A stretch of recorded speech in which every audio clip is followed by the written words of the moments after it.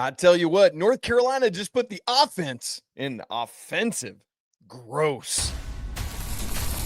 This is Kamori House, and you're listening to Locked On Tar Heels. You are Locked On Tar Heels, your daily podcast on the UNC Tar Heels. Part of the Locked On Podcast Network, your team every day.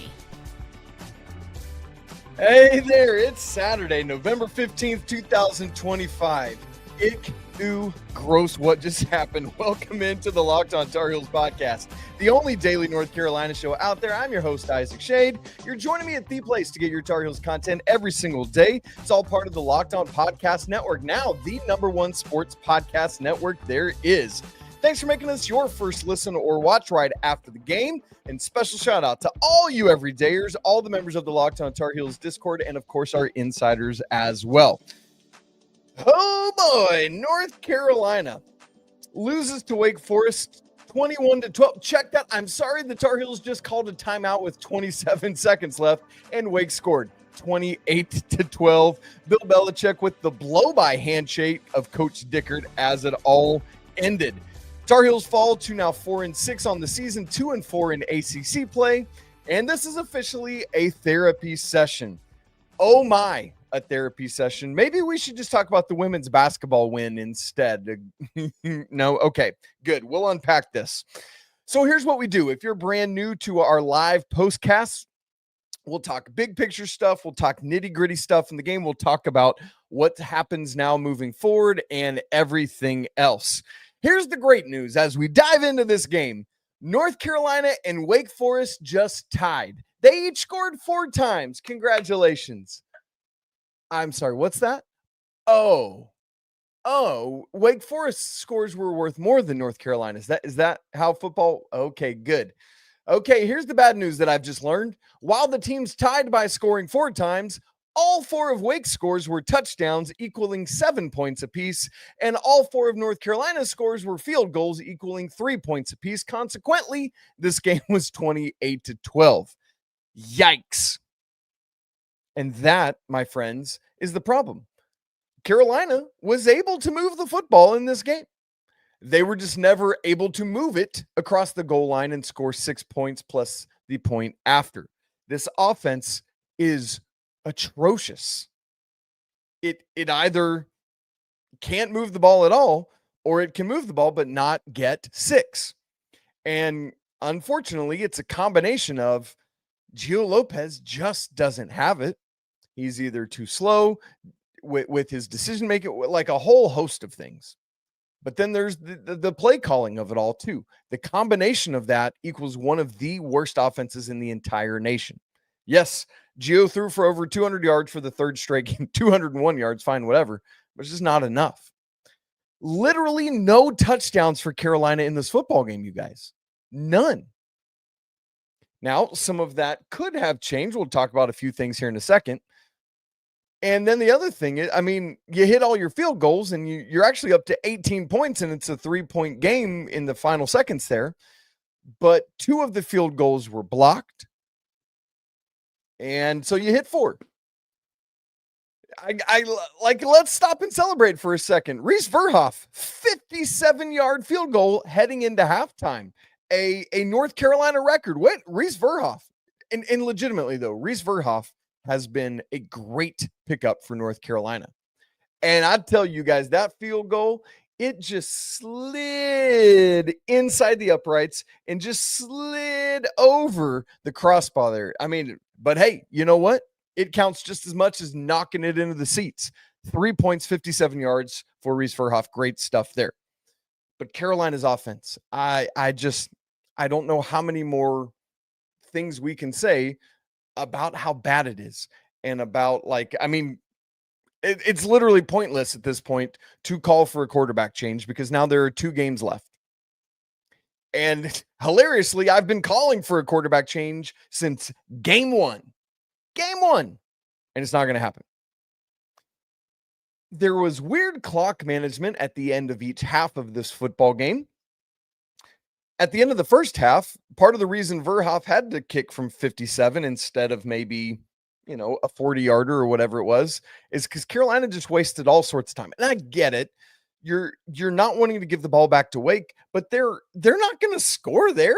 There's not enough time. Yes, they had a couple big plays here and there, but so, even if you had 10 more seconds, 15 more seconds, and you wasted 45 or so, like that's bad. And then why on earth are we calling timeout when it's fourth down and there's less than 40 seconds? So you just let the play clock and the game clock run out, or just let the game clock run out, and it's over. Bill Belichick calls a timeout. Consequently, Wake's like, all right, screw you, we're going to score. And they do. Carolina almost stops it, but they can't. Marcus Allen doesn't tackle, and Ashford hits the pylon, and it's 6, and that's your ball game. And that's what led to the blow-by. I mean, good grief. There has been so much movement in the positive direction, and there were more positive things. But there were not enough of them. And that's what hurts you. As you look at the first half, this game goes to halftime 14-6. And you're looking at a world in which it could have been 9-0. Here's what I mean. One of the 2 blocked field goals was in the first half, so that's 9 instead of 6 for Carolina. And Wake's 14 points, the first of which came on that ridiculous play. I mean, it's just like one of those things. It's like, well, that is what it is. When Carolina forces a fumble, it bounces around on the turf for about 87 seconds, it felt like, before Wake is randomly like, oh, there it is. Let's pick it up and go score. And it's 7-0. I mean, what are we doing here?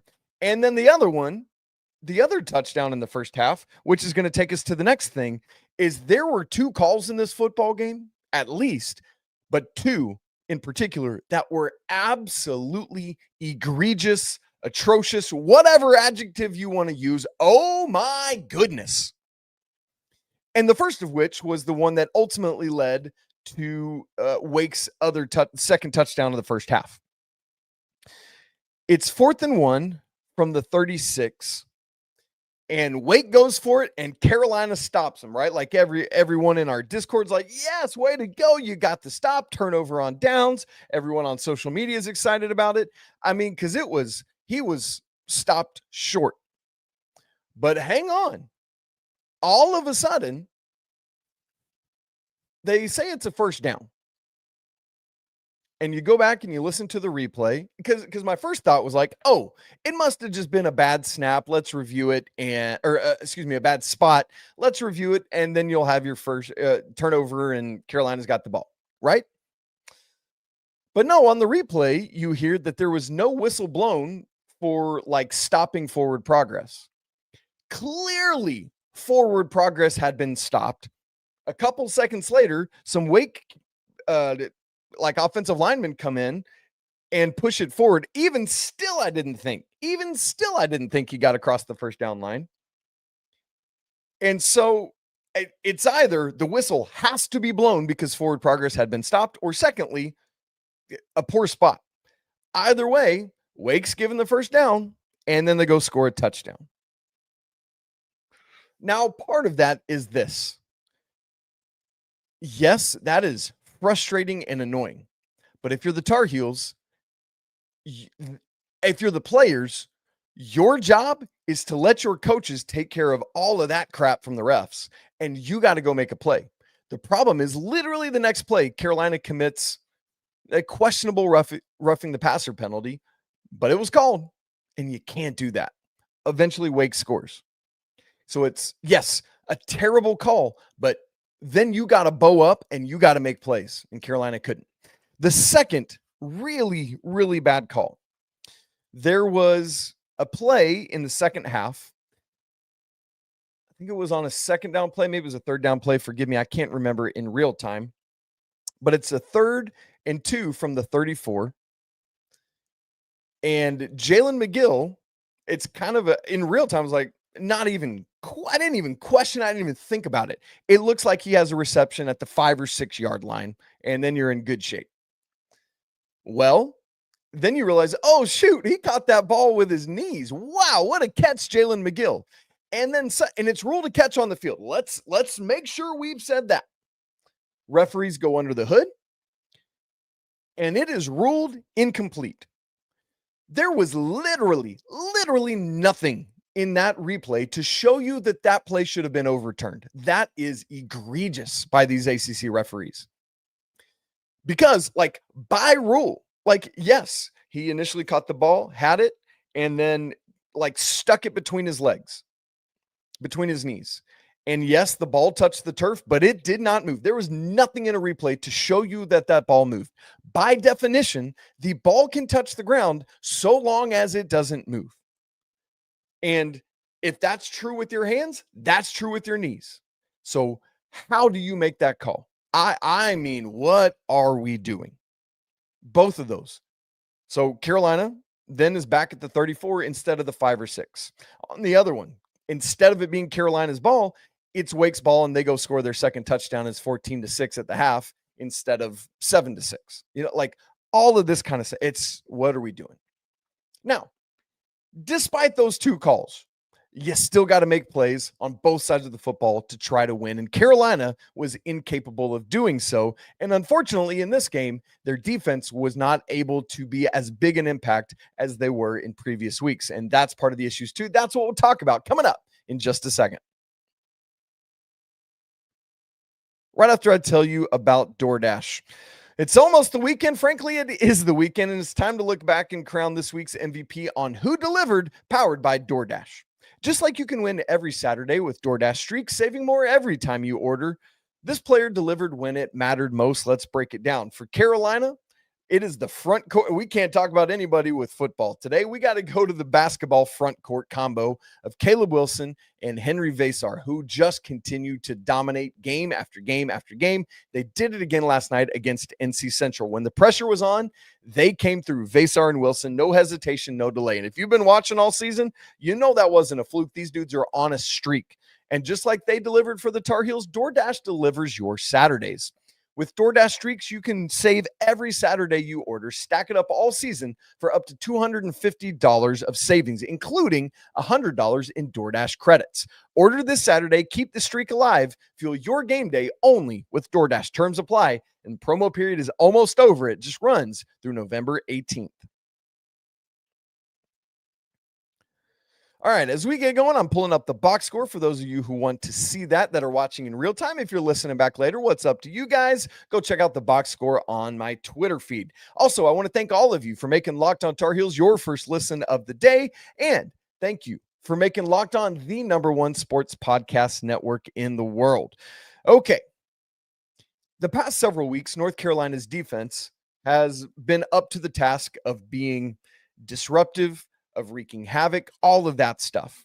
And quite frankly, remember, I'll just say it this way. Quite frankly, they did enough in this football game to win it had the offense done their job. So hear me not putting any of this on the defense. The defense did enough to win.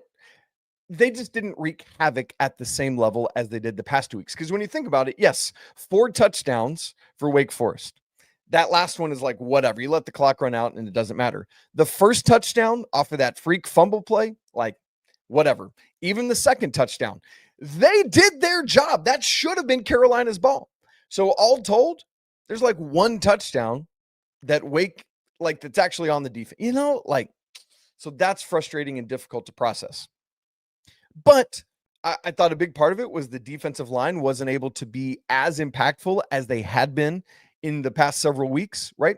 The offensive line for Wake was able to do enough. That's part of dealing also with a mobile quarterback. Ashford was able to wiggle out of some stuff. And frankly, there was some tackling by Carolina that wasn't enough. I'm about to speak very highly of Kamori House, but before I do, he had a sack in this game. Should have had 2, kind of bumped Ashford, sort of wrapped up, but didn't fully wrap up, didn't complete the tackle, and he was able to get out of it. Thankfully, they had a dropped pass, or else that would have gone for a big play. When you think about the defense, no picks in this game. They did have 2 forced fumbles, got 1 of them. 2 total sacks, could have been 3, as I just said, but it just wasn't as impactful. But again, hear me not putting this on the defense in any way. I'm just saying they weren't as impactful. Kamori House, another nice night for him, aside from what I just said, led the team in tackles with 9, led the team in solo tackles with 5, had that sack, and one of the 2 forced fumbles. Really nice from Kamori House. But again, a lot of this falls back on the offense. For example, you get that field goal going into halftime, and you're like, all right, 14-6, you get the ball back coming out of the half. Should be able to do it. Carolina goes 3 and out. They pick up 8 on first down, 2nd and 2. Then they go for it, which I'm fine with, assuming you can get it on 3rd and 2. But it's an incomplete pass, and then they can't pick it up on 3rd down, and that's it. Got to do stuff like that. And sticking with the offense, as I think about, like, with Gio, man, one of the things that they were doing well early in this game is not giving him multiple, like, just quick reads, one read, go. There was a play that should have been North Carolina's, like, would have been a touchdown.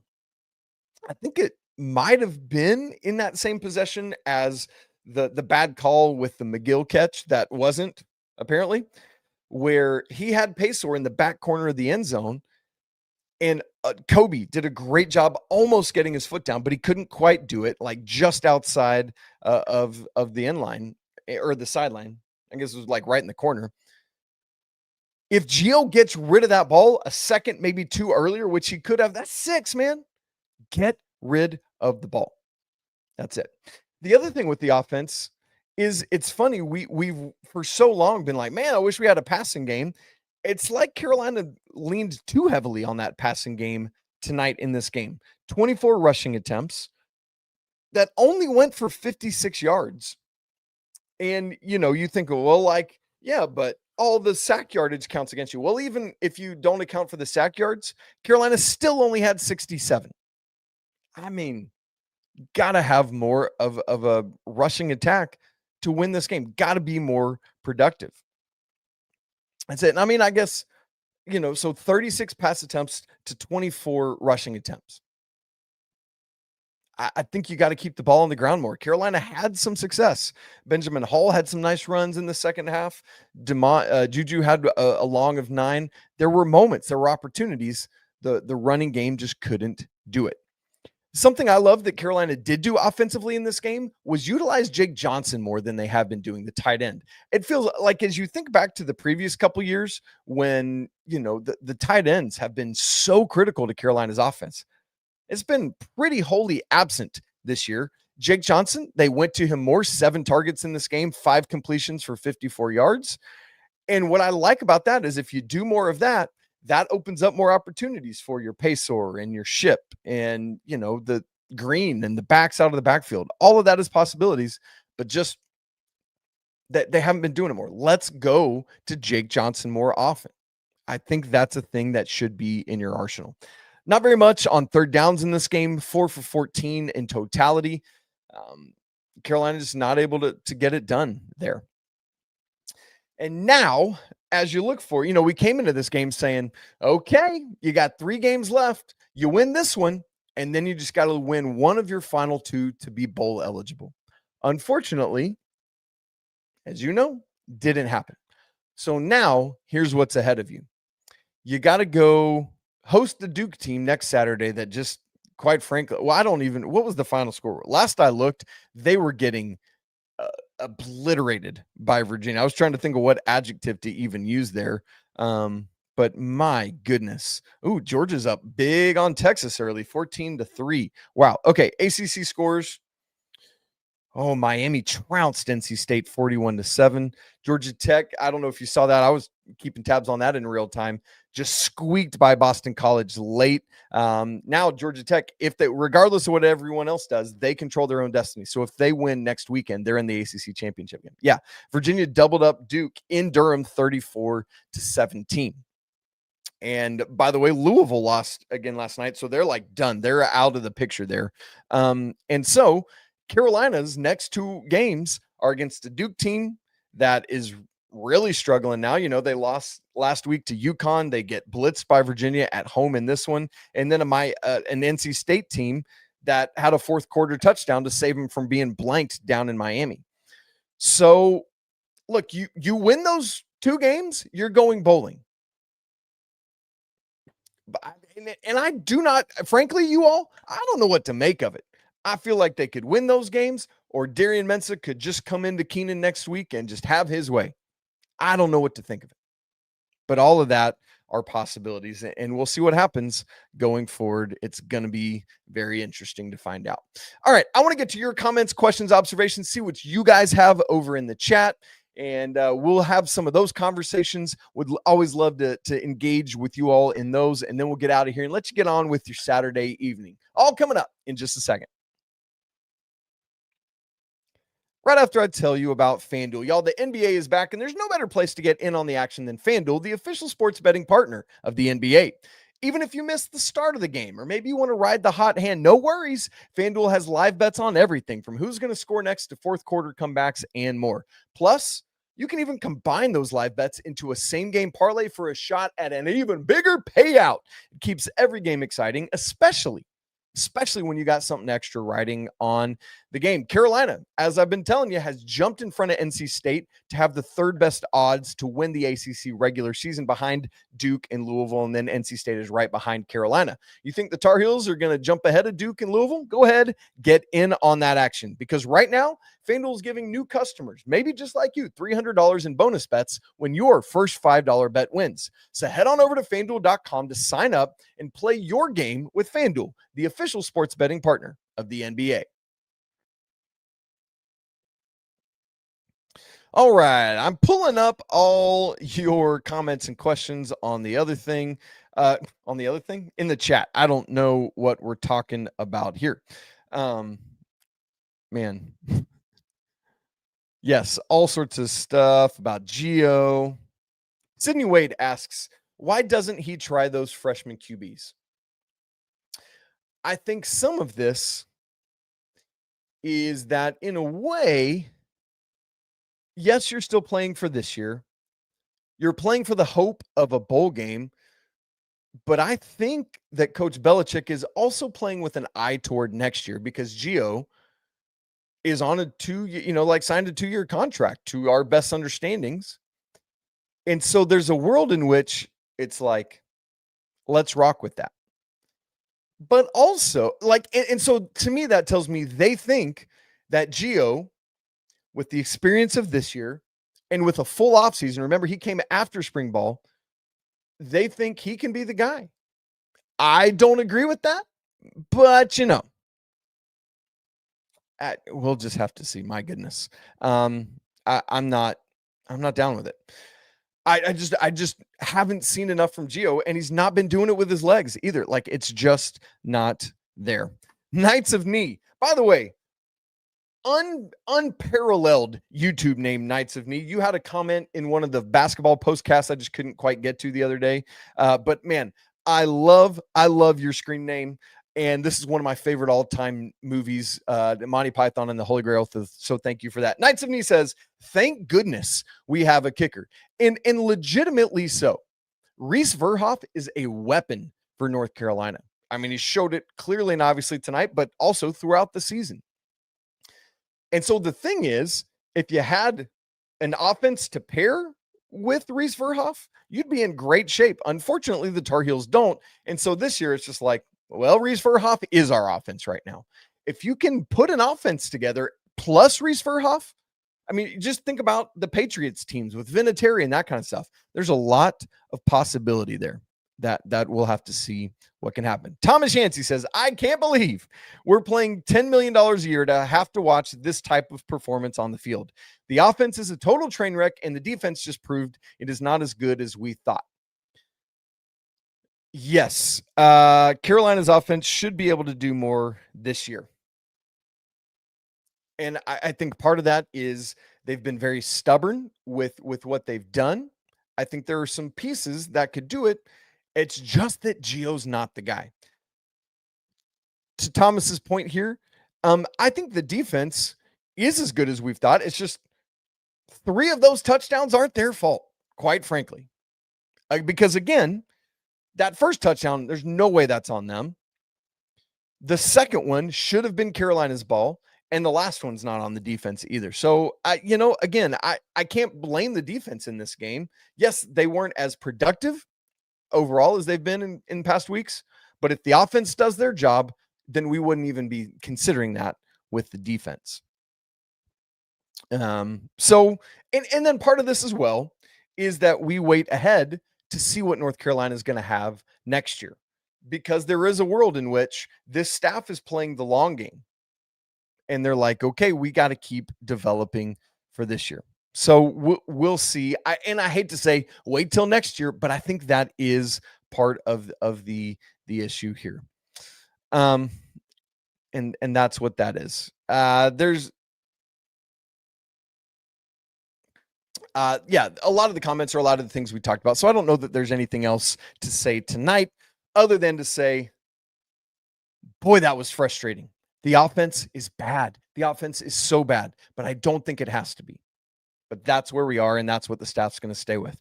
So here's where we go from here. On Monday's show, we'll recap basketball a little more, other things that happened this weekend, and we'll broadcast ahead. Carolina has one more basketball game before they head to Fort Myers. That's Navy coming in on Tuesday night, so we'll get ready to get for that on Tuesday as well. I want to thank you guys for being with me live, those of you that were live. If you're listening back to this later, what's up to all of you as well? You guys, if you haven't subscribed to the show on video and audio, take the chance to do that. If you haven't joined the Locked On Tar Heels Discord, we were all bemoaning this game together in our live football chat feed. Come join us. We'd love to have you for Tuesday night's basketball game. If you haven't joined the Locked On Tar Heels Insiders next level with this show, we'd love to see you there. That link's also in the show notes. Deep breath before I say it, because I got to make sure I believe that it's actually true. Yes, it is a great day to be a Tar Heel, even after a frustrating game like this. We'll talk to you Monday, but until then, peace.